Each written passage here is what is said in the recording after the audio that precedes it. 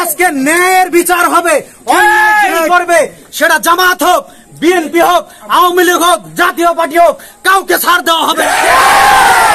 আহ্বান জানাবো, ন্যায় পথে থাকবেন, আপনার ক্ষতি কেউ করতে পারবে না। নির্যাতন নিপীড়নের মধ্যে আমরা দিন কাটিয়েছি, আমরা কখনো হক কথা বলতে পারি নাই, ধরেছিলাম। আল্লাহ বলেছেন আল্লাহু খায়রুল মাকিরিন। আল্লাহ বলেছেন উত্তম পরিকল্পনাকারী আমি, আমার চাইতে পরিকল্পনা আর কেউ বেশি করে না।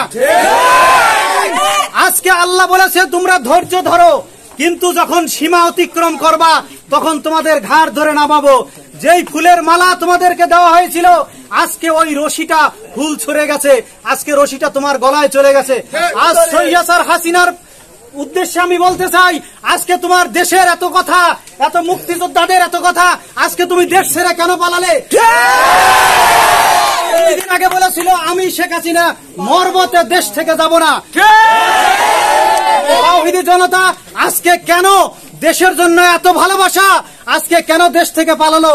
আজকে ছাত্র জনতার সামনে কথা বলতে পারে নাই, আজকে গণভবন ছাত্ররা দখল করেছে।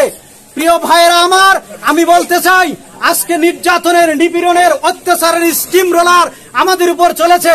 আজকে মসজিদে যখন আল্লাহর দরবারে আমরা দোয়া করি, তখন আমাদের মাঝে পুলিশ পাঠিয়ে। কেন? আমরা তো মুসলমান জাতি, আমরা বীরের বেশে থাকবো, সেটা আমরা পারি নাই।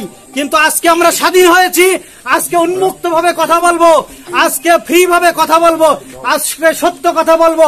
মুআজ্জাজ হাজিরিন, আল্লাহ বলছেন ইন্না বাতশা রাব্বিকা লাশাদীদ, আমার ধরা বড় কঠিন ধরা, আমি যখন ধরি আমি ছাড় দেই না।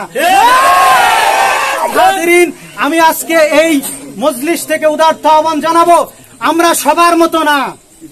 আওয়ামী লীগ আর জামাত, আমরা এখানে আন্দোলন করতে এসেছি। যদি আপনার মধ্যে নামাজ না থাকে, আপনার এই মিছিলে, এই আনন্দের কোনো মূল্য নাই। আহ্বান জানাবে, আমরা আজকে নামাজ পড়বো, আমরা গ্রামে কোনো অত্যাচার হতে দেব না। পুরাঞ্চরে আজকে শাসন ব্যবস্থা বিকলাঙ্গ হয়েছে, আজকে মূর্খরা শাসন করে, আজকে মূর্খরা শাসন প্রধান হবে গ্রামের মানুষেরা।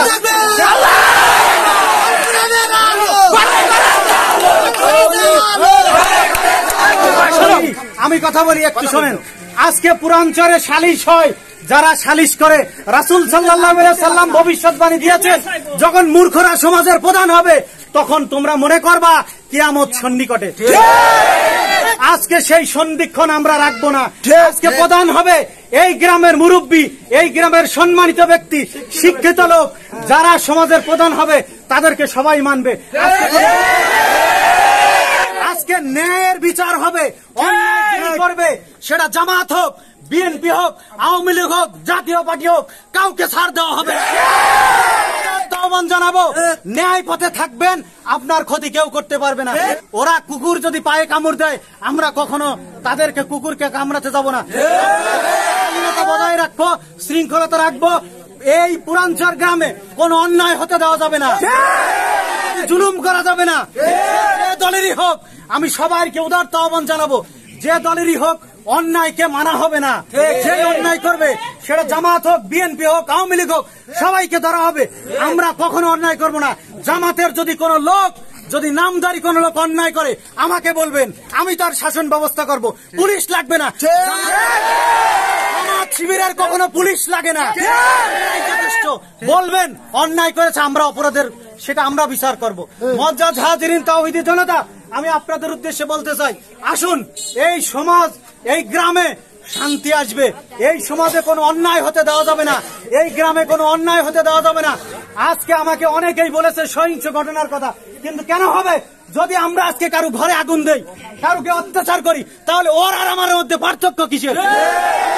আমাদের যোগ্যতা থাকবে, আমরা নামাজ পড়াবো, এই যোগ্যতা আমাদের মধ্যে আছে, কিন্তু ওদের মধ্যে নাই।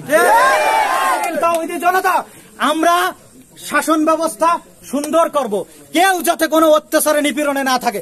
তবে অন্যায় যেই করেন সহ্য করা হবে না। আর একটা উদারত কণ্ঠে বলবো, যে যার টাকা নিয়েছেন, দয়া করে টাকাগুলো যার যার টাকা দিয়ে দিবেন। এরকম অন্যায় সহ্য করা হবে না। কে কার কাছ থেকে টাকা নিয়েছেন, যদি যেভাবেই টাকা নেন, আমার মনে হয় তাদের সাথে মিল করে টাকাগুলো পরিশোধ করে দিবেন। কেউ যদি কোনো কষ্টে না থাকে, কষ্টে থাকবেন আমাদের বলবেন, টাকা দিয়ে, শক্তি দিয়ে, অর্থ দিয়ে আমরা সেটা পরিশোধ করে শান্তি আনয়ন করব। এই জন্য আমি পুরাঞ্চলবাসীকে উদারতা আহ্বান জানাবো, কুকুর আমাদের পায়ে কামড় দিলে আমরা কখনো কুকুরকে কামড় দিতে যাব না।